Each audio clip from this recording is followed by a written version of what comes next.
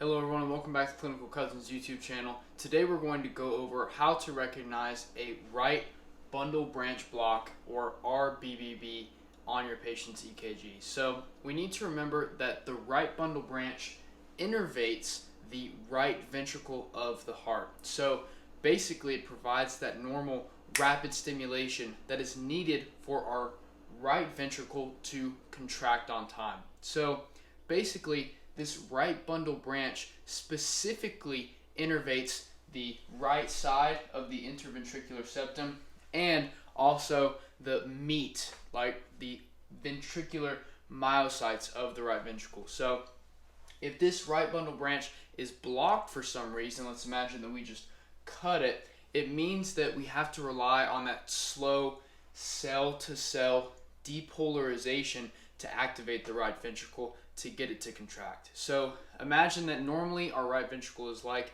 a city and our right bundle branch is like sending an email to the entire city all at once. It's very quick and efficient.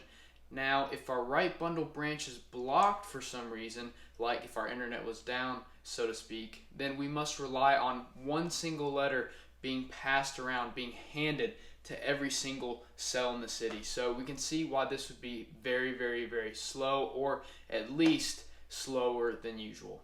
So therefore, it should be no surprise to us that in right bundle branch block, our QRS is widened to be equal or longer than 0.12 seconds. So we remember that the normal QRS duration is 0.06 to 0.11 seconds.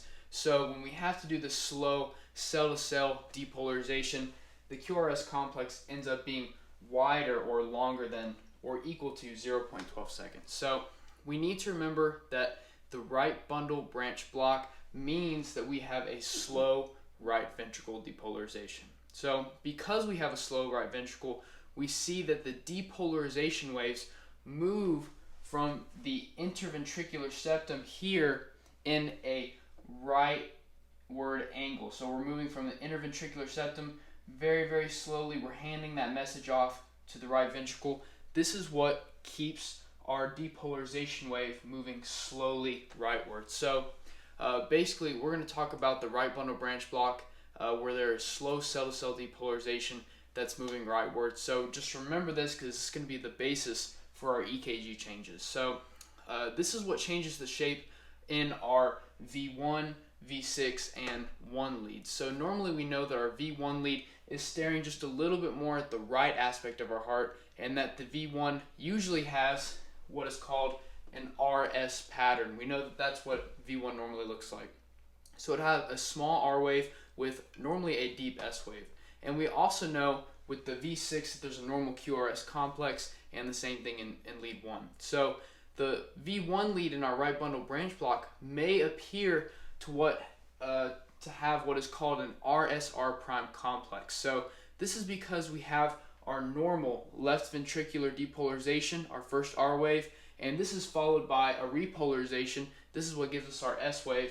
And then finally, because of our right bundle branch block, we have our R prime wave. So let's break that down. So we can see that the RSR prime pattern sort of looks like bunny ears a little bit. So that's why you're going to hear people say, oh, bundle branch block, right bundle branch block, you need to think bunny ears. So an important fact to note is that the right bundle branch block can be seen without these bunny ears as well. But the RSR prime pattern often indicates that a right bundle branch block is present. So we look at our V6 and we look at our 1 lead. So we know that because lead 1 is set as 0 degrees and V6 is also very, very lateral, these leads often show similar EKG changes depending on what plane we're looking at. So something interesting happens in these leads with a right bundle branch block. So the S wave, we can see it's normally like the edge of a cliff. It's very, very straight down.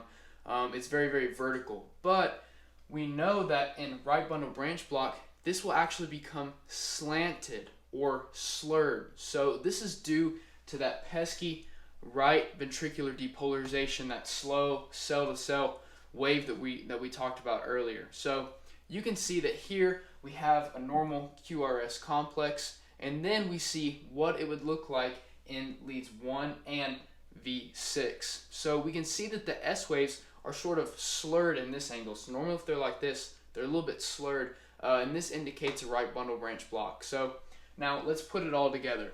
All we have to remember the manifestations of right bundle branch block on our EKG is to remember long bunnies.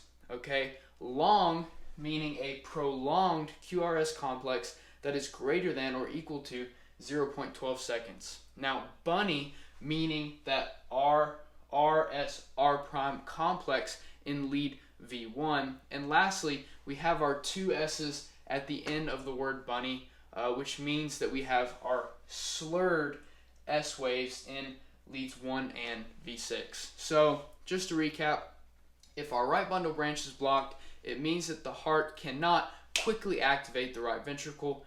This results in a slow sort of cell-to-cell depolarization wave that is moving rightward. Remember, our left is the patient's right. So this depolarization wave is moving slowly rightward. So we can see the manifestations of this phenomenon as a long QRS complex due to the slow right ventricular depolarization.